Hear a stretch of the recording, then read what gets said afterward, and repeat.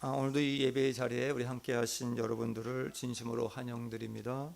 우리 옆에 계신 분들, 우리 주위에 있는 분들 같이 은혜 많이 받으시기 바랍니다 라고 같이 인사 나누시겠습니다.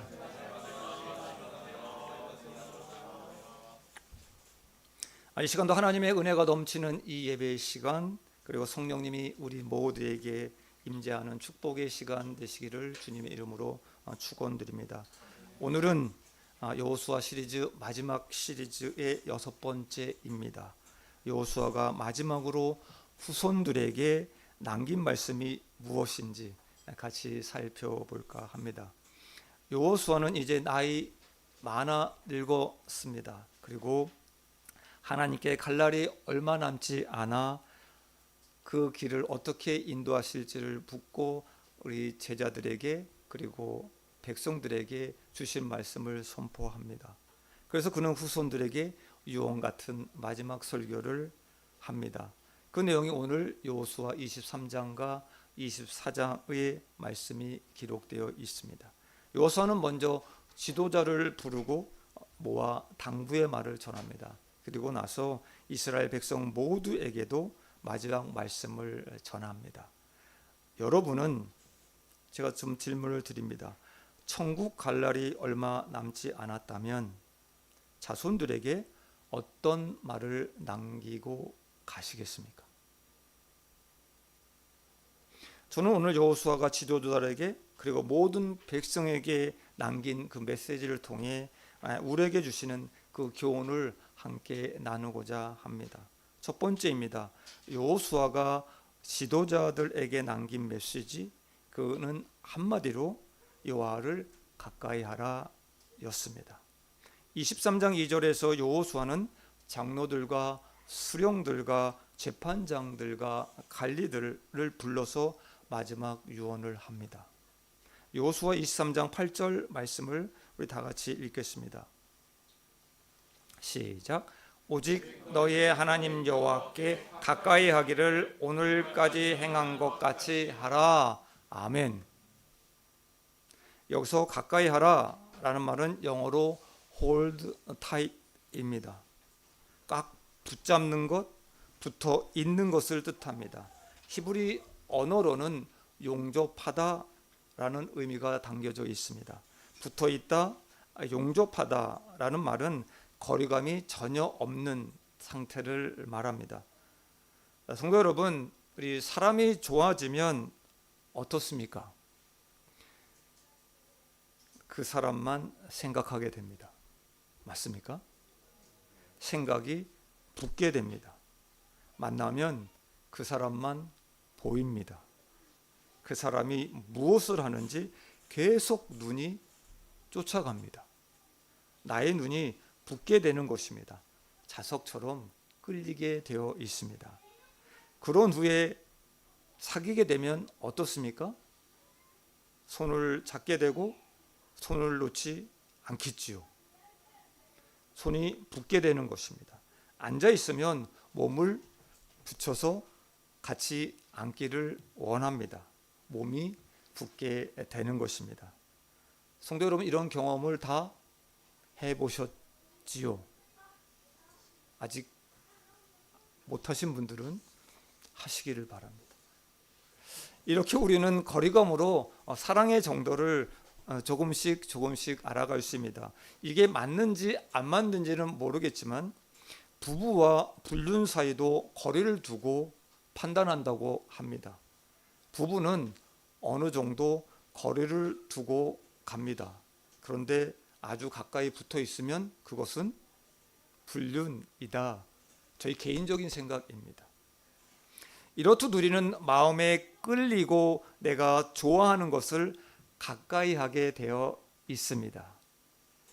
기억이 잘 안 나지만 예전에 라디오에서 흘러나오는 내용을 좀 들은 적이 있습니다. 그가 지금 누구와 함께 있냐를 보면 그 사람이 어떤 사람인 것을 알 수 있다는 내용이었습니다. 술을 잘 마시는 사람들과 친한 사람은 그가 술을 좋아하는 사람이라는 것입니다. 그리고 낚시를 잘하는 사람들과 어울리고 있다면 그가 낚시를 좋아하는 사람이다라고 생각할 것입니다. 성도 여러분, 지금 내 옆에 있는 사람은 어떤 사람들입니까? 낚시를 좋아하는 사람, 영화나 드라마를 좋아하는 사람, 아니면 술을 좋아하는 사람 등등. 우리는 사랑하면 가까이 붙어 있으려고 합니다. 마음이 통하면 몸도 마음도 생각도 돈도 시간도 다 그곳에 붙습니다. 이것이 가까이 하는 것입니다. 우리가 하나님을 가까이 하면 23장 6절의 말씀처럼 하나님의 말씀을 가까이 하게 되어 있습니다. 하나님을 사랑하면 하나님을 가까이 하게 되어 있습니다. 말씀에 붙어 있으려고 합니다. 말씀을 읽으라 하지 않아도 말씀이 송이꿀처럼 너무 달고 좋아서 말씀을 읽게 됩니다. 여호수아는 지도자들에게 여러분들이요 하나님을 가까이 하십시오. 그러면 지금처럼 복을 받을 것입니다 라고 당부의 말을 아주 간곡하게 하고 있습니다. 그러면서 여호수아는 23장 12절에서 이렇게 말씀합니다. 너희가 만일 돌아서서 너희 중에 남아있는 이 민족들을 가까이 하여 더불어 혼인하며 서로 왕래하면 멸망할 것이다 라고 말씀합니다. 그들이 하나님을 가까이 하지 않고 돌아서서 이 민족들을 가까이 하여 혼인하면 그들이 올무가 되고 덫이 되고 옆구리에 채찍이 되며 눈에 가시가 되어 결국 멸망하게 된다라고 말씀합니다. 성도 여러분, 지금 동경 사랑의 교회는 우리 남자 청년 형제가 많습니다. 자매들이 많아서 이 안에서 어떻게든 서로 가까워지는 커플들이 생겨서 결혼하면 좋을 것 같은데 참 아쉽습니다. 그래서 저는 요즘 기도 제목 하나가 플러스 되어 있습니다. 자녀들을 이곳에 많이 보내주시옵소서. 결혼하게 되는 그 기회를 달라고 기도하고 있습니다. 저만 그렇게 기도하고 있습니까? 제가 청년 때는 자매들이 많았습니다. 그리고 형제들이 상대적으로 좀 적었습니다. 그래서 자매들이 교회 안에서 배우자를 찾기가 조금은 어려웠습니다. 그래서 자매들이 믿지 않는 사람들과 만나 결혼하게 되는 경우가 종종 대다수의 경우가 있었습니다. 결혼을 해야 되는데, 결혼은 꼭 해야 되는데 믿음이 있는 형제는 적고 누구와 함께 결혼할까요? 믿지 않는 사람과 결혼해서 꼭 전도해서 믿음 생활을 하면 되지 않을까 생각합니다. 그렇게 믿지 않는 사람들을 만나, 그런 남자들을 만나, 실례지만 대부분 자매들이 교회를 떠납니다. 그리고 하나님을 떠납니다. 하나님과 멀어져서 세상을 가까이 한 사람들이 올무가 되고 채찍이 되고 가시가 되어 결국 뼈저린 후회를 하며 멸망의 길을 걷게 되는 사람들을 종종 봅니다. 시편 73편 28편 말씀처럼 하나님께 가까이 하는 것이 가까이함이 내게 복이다라고 기록되어 있습니다. 성도 여러분, 하나님을 가까이 하시기를 바랍니다. 아멘. 저는 저번에 했던 우리 선물 조사를 통해서 우리 성도님들이 말씀을 가까이 하며 사는 분들이 그리 많지 않은 것을 알았습니다. 이렇게 해서는 우리 성도님들이 복을 받지 못하겠구나 생각이 되었습니다. 새벽 예배도 금요 기도에도 성경 3 공부 시리즈도 말씀 암송도 하자고 여러분들을 조르고 있습니다. 여러분들이 지금보다 하나님께 더 가까워지도록 친해지도록 하고 싶어 계속하여 권면하고 있습니다. 성도 여러분, 일주일에 겨우 한번 하나님을 부른다면 하나님은 너무나 먼 당신이지 않겠습니까? 하나님과 거리감이 좁혀지지 않을 것입니다. 이 상황에서 어떻게 하나님의 복을 저희가 체험할 수 있겠습니까? 저는 우리 성도님들이 하나님과 좀 더 가까워져서 복을 받고 복을 누릴 수 있길 매일 기도하고 있습니다. 우리 동경사랑의 교회 여러분들이 하나님을 누구보다도 좀 더 가까이, 좀 더 친하게 지냈으면 좋겠습니다. 여호수아는 하나님을 가까이 했더니 하나님께서 우리의 전쟁을 대신 싸워 승리하게 해 주셨다고, 그리고 하나님께서 우리에게 가나안을 정복하게 해 주시고 아름다운 땅을 기업으로 주셨다고 말씀합니다. 사랑하는 성도 여러분, 앞으로도 하나님을 가까이 하시면서 사시길 바랍니다. 하나님과 가까이 지내면 한 사람이 1000명을 쫓아낼 것입니다. 아멘. 하나님이 지금까지 하신 것처럼 여러분들을 위하여 싸우실 것입니다. 지금도 하나님의 축복이 계속될 것입니다. 하나님을 가까이 하십시오. 저와 여러분 모두도 하나님을 가까이 하는 삶 되기를 축원드립니다. 두 번째입니다. 여호수아가 이스라엘 백성들에게 남긴 메시지입니다. 여호와만을 섬기라, 여호와만을 섬기라였습니다. 24장 15절 말씀을 다 같이 읽겠습니다. 15절 말씀 시작. 여호와를 섬기는 것이 너희에게 좋지 않게 보이거든 너희 조상들이 강 저쪽에서 섬기던 신들이든지 또는 너희가 거주하는 땅에 있는 아모리 족속의 신들이든지 너희가 섬길 자를 오직 택하라. 오직 나와 내 집은 여호와를 섬기겠노라. 아멘. 여호수아는 이번에는 온 백성들을 다 세겜에 모이게 합니다.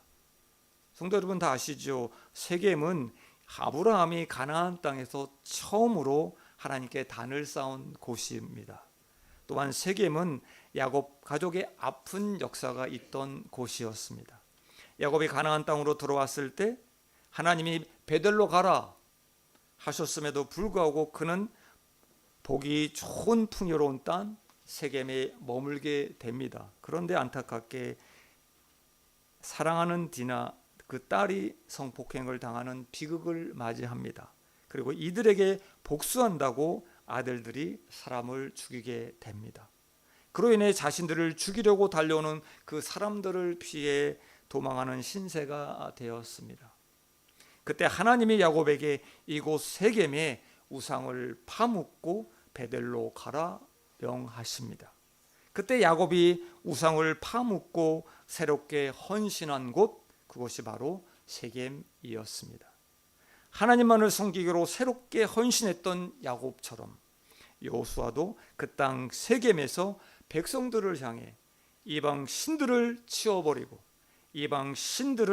치워버리고 하나님만을 섬기라라고 간곡히 촉구하고 있는 것입니다. 이스라엘 백성들은 애굽에서부터 섬겼던 그 우상들, 가나안에 들어와서 풍요롭고 안락한 삶을 누리며 새롭게 보게 된 그 우상들에게 눈이 팔려 그곳을 향해 있었습니다. 여호수아는 사랑하는 그 후손들이 하나님을 멀리 떠나 우상을 섬기다가 진노를 받을 것이 뻔했기에 결단의 메시지를 전하고 있는 것입니다. 하나님만을 섬기십시오. 하나님만을 섬기십시오. 그래야 삽니다. 여호수아의 이 결단의 촉구가 우리에게도 들려지길 원합니다. 아멘. 그러면 여호와를 섬기는 것이 무엇일까요? 첫 번째입니다. 여호와를 섬기는 것은 14절 후반의 말씀처럼 이방신들을 치워버리는 것입니다. 여호수아는 이방신들을 치워버리고 여호와만 섬기라 말하면서 15절에 이렇게 말씀합니다. 너희가 만일 여호와를 섬기는 것이 좋지 않게 보이거든 너희가 보았던 그 신들을 택하라라고 말씀합니다. 사람은 누구나 좋아 보이면 그것을 따라갑니다.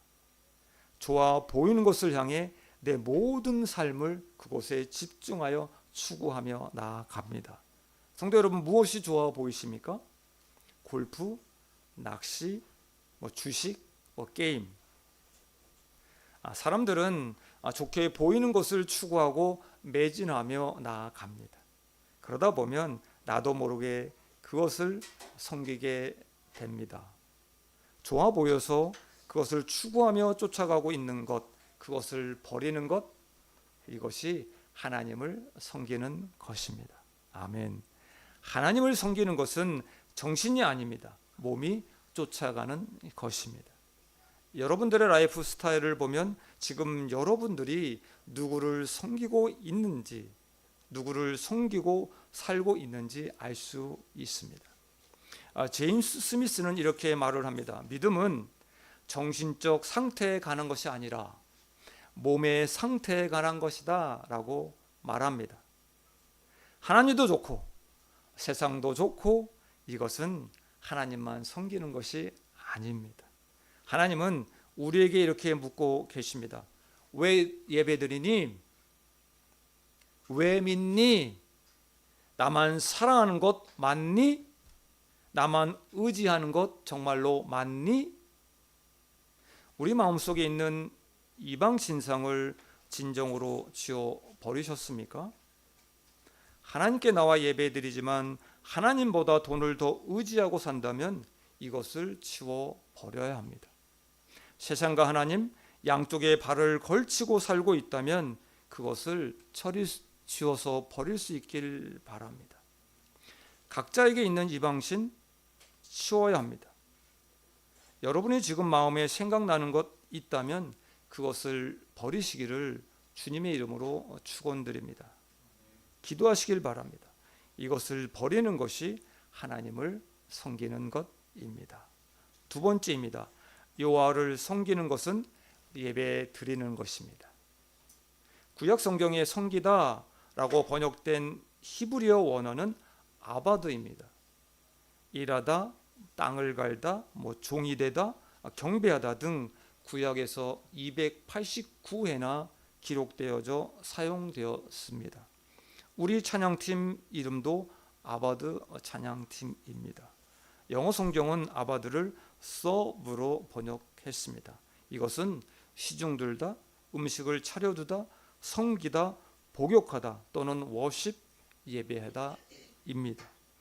유진 피터슨이 쓴 메시지 성경에서는 섬기다를 예배 드리다로 번역되어 있습니다. 저는 예배는 하나님을 섬기는 가장 구체적인 행위라고 생각합니다. 예배를 통하여 우리는 하나님을 섬기는 것입니다. 누군가 이렇게 질문을 한다면 하나님을 섬기는 것을 증명해봐, 하나님을 섬기는 것을 어서 증명해봐 라고 물었을 때 나는 주일마다 예배드리러 간다, 나는 주일마다 예배드리러 간다, 이 대답이야말로 세상 사람들과 구별되게 하나님을 섬긴다고 말할 수 있는 증거라고 생각합니다. 우리 교회는 작년 4월부터 예배로 부흥하는 교회로 작정하고 달려가고 있습니다. 성도님들의 마음이 예배에 얼마나 기울어졌는지 저는 아직 잘 느껴지지 않습니다. 그런데 분명 부흥이 시작되고 있다고 저는 믿습니다. 여러분 잘 아시죠? 이명규 목사님은 예배가 무엇인지 5가지로 말합니다. 그리고 월드컵 경기를 관람하는 사람들과 비교해서 그 행동과 매우 유사하다라고 말했습니다. 임 목사님이 말씀하신 것을 좀 기준으로 해서 예배에 대해 잠시 좀 생각해 볼까 합니다. 예배란 준비와 기대를 합니다. 공동체를 형성해서 참여하고 동참하는 것입니다. 그리고 그 안에서 하나님을 찬양하고 경배하는 것이다. 그리고 그 예배의 때의 은혜를 기억하며 회고하는 것이다 라고 말합니다. 지금 말씀드린 예배, 그리고 여러분 생각나시죠? 월드컵 경기를 보는 사람들의 행위, 행동과 매우 유사합니다. 내일 축구 경기가 있다고 하면 사람들은 그 전날부터 기대하며 준비합니다. 2002년 월드컵 때 저 아내 말을 좀 들었습니다. 수업을 거의 보름 이상 하지 못했다고 합니다. 학생들이 아침에 학교에 오자마자 얼굴에 태극마크를 그리고 빨간색 티를 입고 들떠서 앉아 있다가 경기가 시작하기 전에 선생님, 저희들 응원하러 가야 됩니다 하고 교실을 팍 차고 나갔다고 합니다. 이렇게 사람들은 오늘 있을 경기에 대해 기대하며 준비합니다. 그리고 강화문에 모이든 시청에 모이든 누구네 집에 모이든 함께 합니다. 모여서 그날 경기를 위해 치킨도 준비합니다. 음료도 준비합니다. 마음은 벌써 독일로 일본으로 가서 같이 동참합니다. 그리고 경기가 시작되기 전부터 응원하며 노래합니다. 대한민국! 경기가 시작되어 누구라도 골을 넣으면 손흥민! 손흥민! 손흥민! 난리가 납니다. 그리고 열광적으로 경기합니다. 그리고 찬양합니다. 경기가 끝나도 사람들은 갈 생각을 하지 않고 그날의 경기를 회고합니다. 정말 굉장했어. 정말 굉장했어. 아까 손흥민이 골 넣는 거 봤지 너? 손흥민이 골 넣는 거 너 봤지? 그림 같은 슛이었어. 봐도 감동이야, 감동! 하면서 그 다음 날도 회고합니다. 그리고 그 다음 날도 회고합니다. 또 회고하며 기념합니다. 경기를 관람하는 것, 그것과 예배가 정말 매우 비슷하지 않습니까? 저는 25년 전쯤 하나님의 은혜로 아프리카 가나로 2번 정도 선교 여행을 좀 다녀왔습니다. 그때 주일이 됩니다. 예배를 드리러 교회에 갔는데 평상시에는 이분들 옷도 거의 제대로 입지 않습니다. 더러운 옷을 걸치고 그 다니던 사람들이 주일만 되면 얼마나 옷을 깨끗하게 갖추어 입고 앉아 있는지 모릅니다. 놀랍니다. 그들의 예배에 대한 기대, 사모하는 그 마음 자세가 선교하러 온 제가 마음이 오히려 부끄러울 정도였습니다. 그들은 1시간 이상씩 걸어서 지붕도 없는 그 교회로 발걸음을 올려 예배를 드리기에 한 명 한 명 모입니다. 그들은 무릎을 꿇고 바닥을 닦습니다. 그리고 정성껏 물을 준비하여 간백상 위에 올려놓습니다. 그리고 예배가 시작되면 그들은 1시간 이상 넘도록 하나님을, 예수님을, 성령님을 뜨겁게 온 마음과 마음을 다하여 찬양 드립니다. 알지 못하는 언어로 그들과 춤추며 찬양하다 보면 하늘나라가 이것이구나 라고 하는 마음이 생각이 들었습니다. 예배가 끝납니다. 감동과 감격의 여운이 남습니다. 한국에 돌아와서도 그 예배를 가끔씩 회고하게 됩니다. 사랑하는 성도 여러분, 제가 질문 드립니다. 여러분의 예배는 어떻습니까? 여러분 하나님을 잘 섬기고 계십니까? 어떤 분이 이런 말을 했습니다. 금요일의 십자가와 주일의 그 부활 사이 토요일을 잘 보내자라는 말을 합니다. 예전에 어른들은 여러분 기억나실 겁니다. 어른들이 말씀하시는 것. 토요일에 헌금 드릴 돈을 다리미로 다렸습니다. 그리고 목욕을 하고 주일을 준비했습니다. 저는 여러분들과 하나님을 온전히 섬기고 싶어 실례 말씀드립니다. 토요일에 거의 한 12시까지 있다가 집에 돌아갑니다. 성도 여러분, 주일에 정말 불가피하고 불가항력적인 일이 아니라면 교회에 모여서 예배 드리시기를 부탁드립니다. 일찍 오셔서 의자도 좀 반듯하게 좀 맞춰주시고 실례지만 재물도 좀 챙겨주시고 헌신과 동참이 있길 바랍니다. 구원하신 예수님께서 감사와 은혜의 눈물로 찬양과 경배를 올려드리기를 원합니다. 간격히 예배를 드리고 집으로 돌아가는 길 부부가 그리고 가족이 예배의 은혜를 나누고 한 주간 그 말씀을 붙잡고 생각하며 살아가시기를 바랍니다. 이것이 하나님을 섬기는 것입니다. 말씀을 생각하며 우리는 살아가야 됩니다. 저는 우리 모두 예배자로서 예배에 우리들의 삶이, 저와 여러분들의 삶이 온전히 기울어져 있어 그렇게 살 수 있기를 원합니다. 땅의 분배가 끝났습니다. 우리 이제 이스라엘은 가나안 땅에서의 삶을 시작하게 됩니다. 이들에게는 가나안에 사는 다른 부족과 구별되게 거룩한 하나님의 나라, 거룩한 하나님의 나라를 만들어 가야 할 삶의 기준이 있어야 했습니다. 여호수아는 모세가 죽고 자신이 이스라엘 백성들을 이끌고 요단강을 건너 가나안 땅으로 들어가야 하는 그 순간 두렵고 떨렸습니다. 그때 말씀을 받습니다. 하나님이 들려주신 말씀을 붙들었다고 말씀합니다. 두려워 말라. 이 율법책을 주야로 묵상하여 좌로나 우로나 치우치지 말고 행하라. 그리하면 내가 형통하리라. 아멘.